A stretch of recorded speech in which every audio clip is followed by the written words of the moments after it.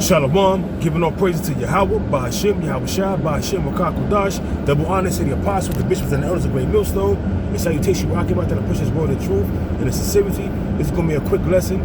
I found out that this dude that was heavy into selling, knockoff shoes, knockoff sneakers, and knockoff handbags, and costume jewelry to women, He used to be stationed on a block. And my neighbor, I'm not going to mention the block or none of that, but he used to be stationed over there selling knockoff jewelry, knockoff handbags, knockoff sneakers, and custom, and costume jewelry that women like. And when you selling costume jewelry and knockoff sneakers, you get attention from a lot of people, a lot of women buying your costume jewelry and everything. So he had like a good clientele with a lot of women, that he's catering to with his business. So in any event, I didn't believe he got killed. I still seen his shit out there, but his partner was still out there. But then I saw a makeshift memorial for him, like candles set up, where he got killed at. So I'm like, oh shit, so that shit was true. He got stabbed up. Why he got stabbed up? Dealing with another man's wife, He got that clout with selling them knockoff handbags and costume jewelry, so women buy that shit. They cater to them knockoff handbags. If they can't get the real thing, they're gonna get the closest thing to it. So, hey man, judgment came upon that dude. Judgment in the highest level came upon that dude. Lacketh, Who did that? The Lord. Job 4:7, I prayed he over purpose being innocent. But where were the righteous cut off? And why was he cut off? Why was he put to death? He was committing a foul offense, worthy of death, punishable by death, which is adultery. He got caught out there, and I heard he got stabbed up coming out of somebody's house while the husband was coming in. He's leaving, and the husband coming in, unexpectedly, they run into each other. Certain jakes carry knives with them. Nigga jugged him up, carved him up real nice. He dies in the hospital. That's what was told to me. That's people in the know, because his partner on the table, he be selling this knockoff sneakers and knockoff handbags, told me. Because I was like, oh shit, what happened to your partner, man? I'm sorry that happened to your partner. He's like, yeah, man, he got caught out there, husband came home and caught him. So I'm like, oh, so what that was up? That was some adultery thing? He was like, yeah, he was messing with this woman that was married. So in my mind, I'm like, he got his just due. Fuck that dude, man. I ain't gonna have no fly. I don't feel sorry for that nigga. He got his fucking just due.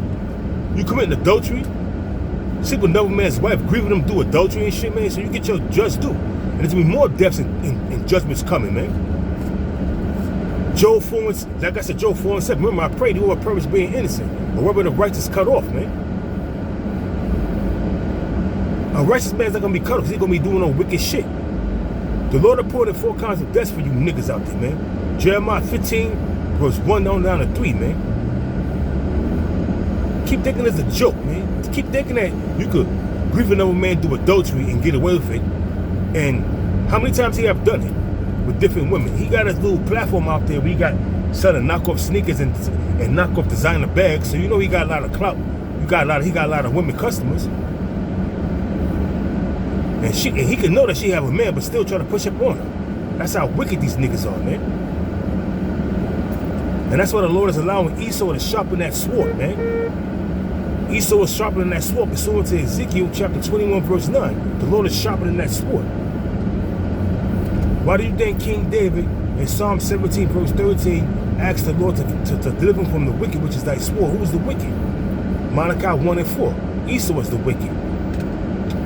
Job 9:24. The earth is given into the hands of the wicked. So we don't understand who is the wicked. And Esau is the Most High's whipping stick. He's going to use Esau, the so-called white man, to bring judgment upon you jakes, man. Because you jakes ain't right, man. Countless times I've seen men throughout my years in this truth and before this truth, before I got into the truth, Like this dude named Corey I knew.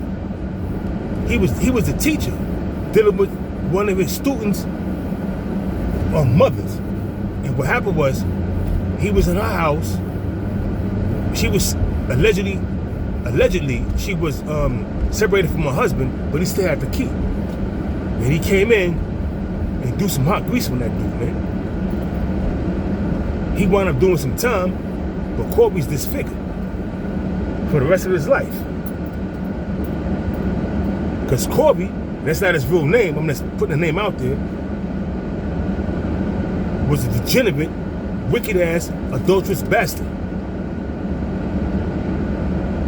You see what happens when you do evil to people? It comes back to you sevenfold, man. This nigga with the sneaker gig and a knockoff bags gig, all that shit was knockoff material, you know? You could tell organic from fake. But he was making money, because Jake, if they can't afford the real thing, they're gonna definitely buy a knockoff, you know? Long story short, he that committeth adultery, lack of understanding. And 2/3 of you Negroes, Hispanics, Native Americans, you pride yourself on committing adultery, man. You pride yourself on committing adultery because you're wicked as hell, man. And you refuse correction. You're just wicked as hell, man.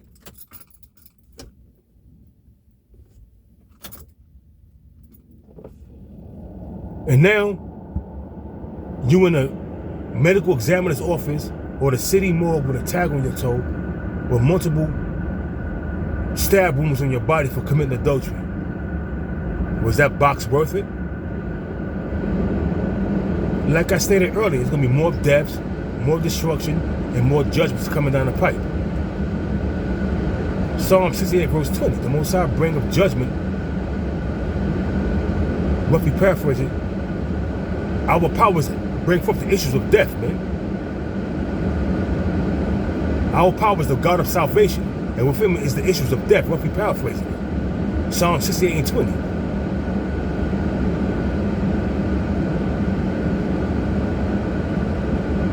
Was it 1 Samuel 2 and 6? The Lord killeth and maketh alive and bring down to the grave. Deuteronomy 32 verse 39. See now that I am he, there's no power with me. I kill and I make alive, I wound and I heal. Neither is there any that can deliver out of my hand. And the Lord delivered you into that man's hand because you was grieving him to do adultery.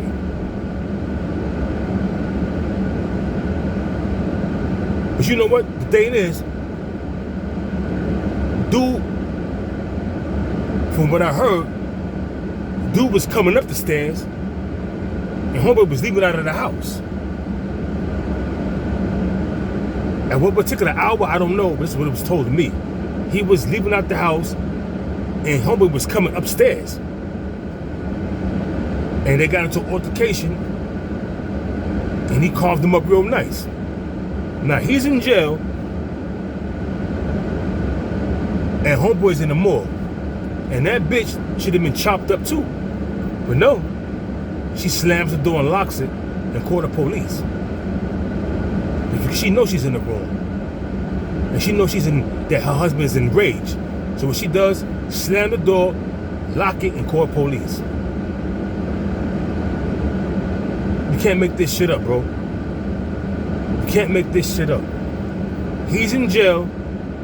Her husband's in jail for murder.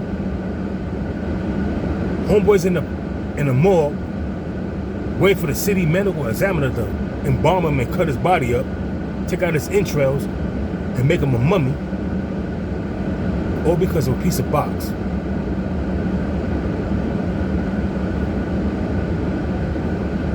When you into selling handbags and sneakers and things like that, and costume jewelry that women like, you're gonna meet a lot of women. Some married, some not married, some divorced. Some a lot of people say that they're not married, but they be married. You just gotta be able to weigh the balance to see what's happening, man. He didn't do so. They tell you in the scriptures, the book of Sirach, you know, what is it, Sirach 25 verse 25, give me any plague with the plague of the heart, any wickedness but the wickedness of a woman. That was not wicked what she was doing. She knew she was married. Sneaking some, and then you gotta be a stupid motherfucker. You dealing with a married woman, and yet you gonna go into her house while her husband is away at work.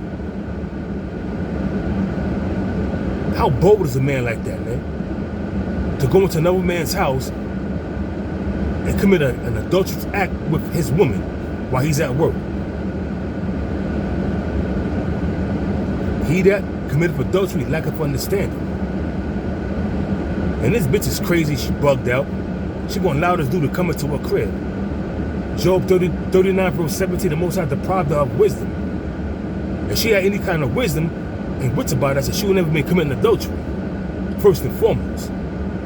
But she was deprived from understanding the wisdom. She allowed this man to come into her house while a man is at work to commit adulteries, to commit an adulterous act, and cause this man to get put to death. In all actuality, the Lord will put a spirit of vengeance on that man to fuck him up real nice. You can't make this shit up, man. You can't make this shit up, man.